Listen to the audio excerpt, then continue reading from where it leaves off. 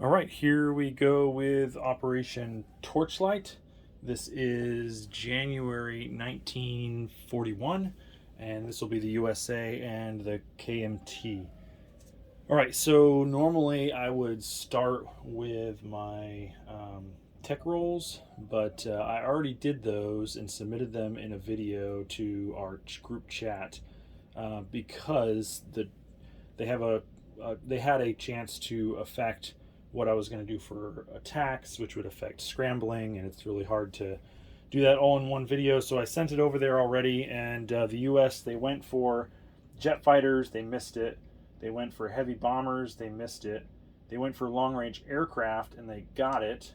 They went for wartime economy and got it, and they went for heavy carriers and missed it. So once again, they continue to struggle with their tech for the U.S. But let's see what they bought for units. So the U.S. They are going to spend 15 for 3 carriers. 2 of them are coming off of the build chart from stage 2 to be placed, and 1 of them went onto this build chart to be to start construction on stage 3. So $15 for that. Then we've got 2 fighters for 20, 2 destroyers and 2 subs for 26, and $10 for a fighter to the UK. Over here, for the KMT, they're going to spend 6 on 2 cavalry, and they're going to spend 13 on a fighter and another airborne. So that's their purchases, and let's take a look at what the combat moves are going to be. So zoom out just a little bit, and that should be the region that we need to look at. So first combat, because I have to do this in the right order, is C-Zone 36. Or sorry, 38. So there is a light carrier with a fighter and a destroyer in there. So we're going to attack from Rehi. We have these 2 fighters. They're going to go 1, 2, and they'll have 2 movements remaining. And this tactical bomber here doesn't stop his movement. It has to be a fighter to stop him. And I guess he could fly over Korea as well.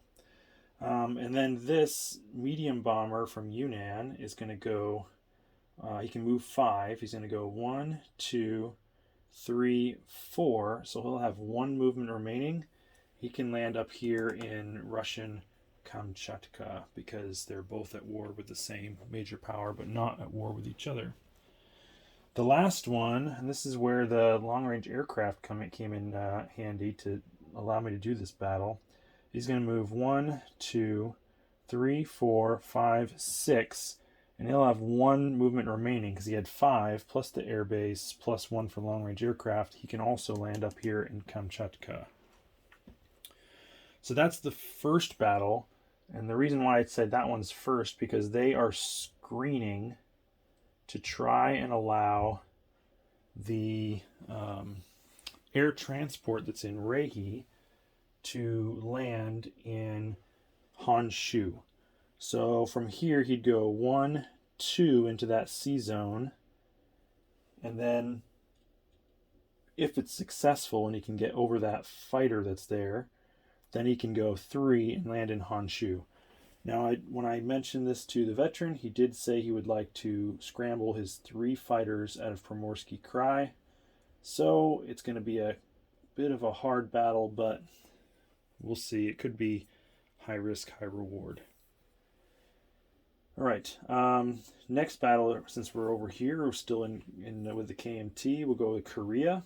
So from Rehi, we're going to walk into Korea where there's 1 infantry and 1 cavalry. We're not walk in, we're going to fight our way in with a total of 6 cavalry and 4 infantry.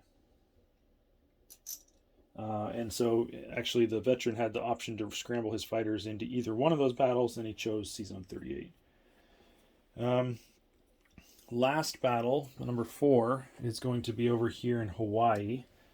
So all of these 6 ships, 2 damaged battleships, 2 regular battleships, and 2 heavy cruisers, are all going to move in to bombard, because we've got these 5 transports coming in, and they're going to bring in 2 Marines and 8. 1, 2, 3, 4, 5, 6, 7, 8, 9, 10. There's 10 in that stack. Leave 2 chips behind in San Fran. All right, so there's 8 infantry to go into that battle. We'll also bring in some planes. We got a fighter in San Francisco, so he can go 5. 1, 2, 3. He'll have 2 remaining. And these 2 tactical bombers off of the carrier in 64 can go 1, 2. They'll also have, actually they'll have 3 remaining, and this one went 1, 2, 3. So they'll have 3 remaining as well. So all 3 have 3 movement points remaining. They don't need all that though. I would have loved to bring one of these fighters over here too, but 1, 2, 3, 4, 5, he couldn't land. So, all right, let's get to the battles, to rolling it out. So we'll start with C-Zone 38, since that one has to be done before Honshu, and try to get here onto the battle board and the dice box. That looks like it might work. Let's get the Japanese forces that are defending first. So we've got a destroyer. I see defender, destroyer, light carriers 1, fighter off of it, plus the 3 fighters that scrambled. Going against 2 fighters, and then 2 medium bombers. And I'm trying to remember using this roundel to separate which one's KMT and which one's US, because I don't have KMT sculpts for that. I guess I can go over a little more. No, probably not. All right, so that's the first battle. Let's roll that one out and see if we can get through. All right, so we've got 2 red dice for the fighters, 2 green dice for the medium bombers, and fighters have to go air superiority against planes in the first round. Big roll. Oh, that's not bad. Not terrible. So we got 2 hits by the medium bombers and 1 hit by the fighter. So that's going to be 1 fighter, destroyer, and light carrier. So their response is going to be, let's see, so let's take 3 reds, a green, and we'll do a white for the light carrier. And I just, you know what, if everybody dies, that's fine. Oh gosh, no, not 3 reds, I need 4 reds.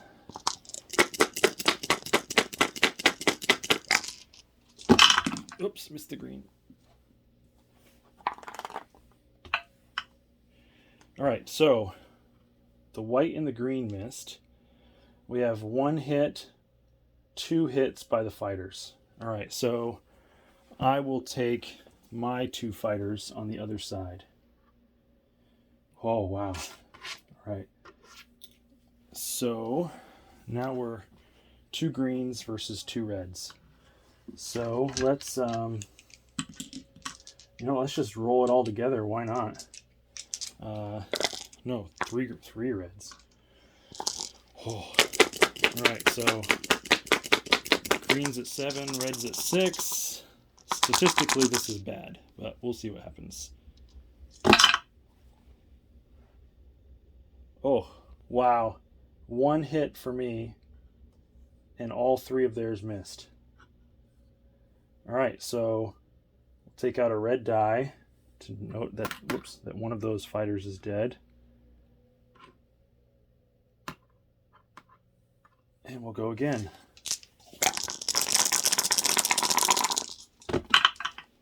Oh, 2 hits. And I only got 1 hit. So that means I'd kill 1 fighter, but there's 1 fighter remaining, and my 2 heavy bombers are dead. Now at this point, I will retreat, and because all I have left is I do have the air transport. So I'll retreat with the air transport and head back and not be able to land in Honshu. So, well, good concept, good idea, but 1 die roll short. And he mentioned that the fighter there would go and land back in Primorsky Krai. And I'm going to take that air transport and just go ahead and drop him back in Reiki for now, because he did not get through. Okay, so those 2 battles are done. Now we can go ahead and fight in Korea. So we've got 6 cavalry. It's in the mountains, so they're reduced by 1. 4 infantry. We got an infantry and a cavalry coming, defending at a 4 and a 2. So let's roll that out.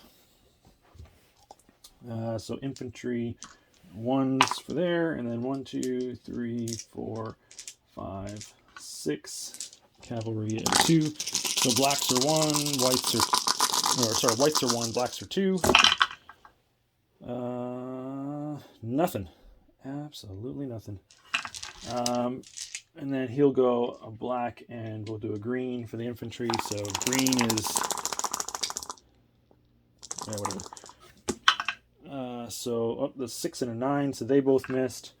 Let's roll it again. There's 1 hit, so he'll lose the cavalry. And he'll roll again. Again, black is cavalry, green is infantry. That's a 9. It's a pair of 9s, so those are a miss. So that one's gone. One more time, hopefully. And nope. Oh yeah, there is a 2 right there. So we'll take that 2, and then he rolls a green, and it's a 7. So that's a miss. All right, so we take that over without any losses. That's helpful after all those losses I just took. So that's worth 2. So we will take Japan from 29 to 27, and KMC from 14 to 16. And we'll go ahead and put these 6 cavalry and 4 infantry into Korea. All right. Last one is Hawaii. I'm not going to bother to move this over to the board because I'm hoping I'll just get it done quickly. So I've got 4 battleships, 2 of which are damaged. So I'll take the undamaged at green and the damaged at blue. Undamaged at green. Where did it? No. Anyways, let's just do it like this. 2 undamaged battleships bombarding at 4 or less. None. 2 damaged battleships at 3 or less. And also the heavy cruiser blue at 2 or less. Look at that. 1, 2, 3. Nice roll. So there goes 3 of the 4 units. So that's... No, there's only 3 units there. There's only 1... that's right, they lost 1 Marine. There was 1 Marine and 2 infantry, so they're all dead. And they don't even get to shoot back. All right, so that goes back to the U.S. So Japan goes down from 27 to 25. And the U.S. goes from 59 to 61. All right. So this one is done. And these 2 Marines and 8 infantry all land. Take that over. All right. So now we get those planes to land. They each have 3 movements left. Doesn't matter, because this one, it will come out and have the fighter and 1 tactical bomber land on it. The other tactical bomber will fly 1-2 back to this C zone 64. And these 2 destroyers from 64 will move out there to join as well. This coastal sub will move from 103 to 64. Then in the rest of the KMT, let's see.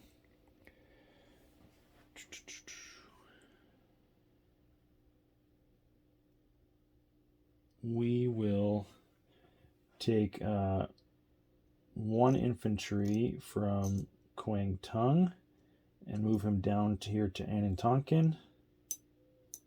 So there's 2 infantry there now.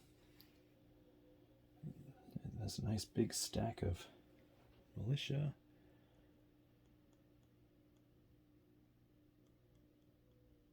Yep. And then keep moving around the board. 1 more move, and that is that this coastal sub from 22 will move over to 23. Okay, that is it for non-combat movements. No, sorry. Dummy. I got all these units up here. So we're going to take, let's see. We're going to take this infantry and walk over to southeastern Alaska. This one will move up to British Columbia. These 2 from southwest United States will rail up to British Columbia. And so what I'll do is the old switcheroo when it comes to chips, so I can have my 2 that are chipped there. All right, now I'm done for moving units. All right, let's place units. So I've got 2 major shipyards there in one in C Zone 64, 1 in San Francisco, 1 in southwest United States. So we're going to place both of our carriers there. We're going to place both of our destroyers and both of our subs. So that attack will land on one of the carriers. We're also building 2 fighters there that will be right on the carriers to start. And that's it for the U.S. Although they will then lease the fighter.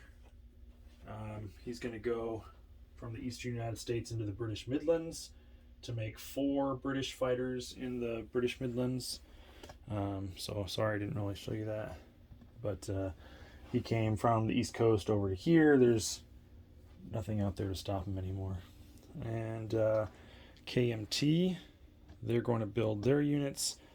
They want a fighter and an airborne into Rehi. Makes 2 airbornes there, but unfortunately only one air transport, because I was hoping I would take that and land there. Build those there. Then they're going to build 2 cavalry. Let's go down here in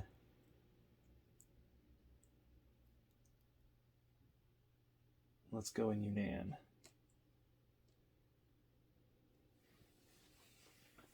All right. I think that's it. So I built my units. Let's go ahead and collect our income. So the US is at 61, plus they get a bonus of 12 for all of their home territories. So we're going to get 73, 50, 60, 73.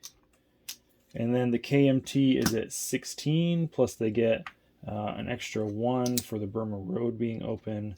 So they'll end with 17 for next round.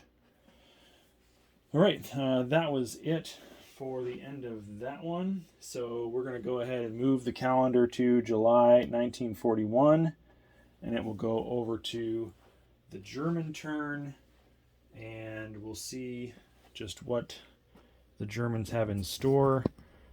Unfortunate to have that battle not work out, but at least I didn't lose my air transport. And then we'll see what's going to happen up in here, where we've got that huge British fleet there in the channel, but also a little bit of a German fleet, a pretty big German Air Force, and yeah, we'll see what happens coming up next. Thanks for people watching and making corrections, and off to the veteran. Good luck.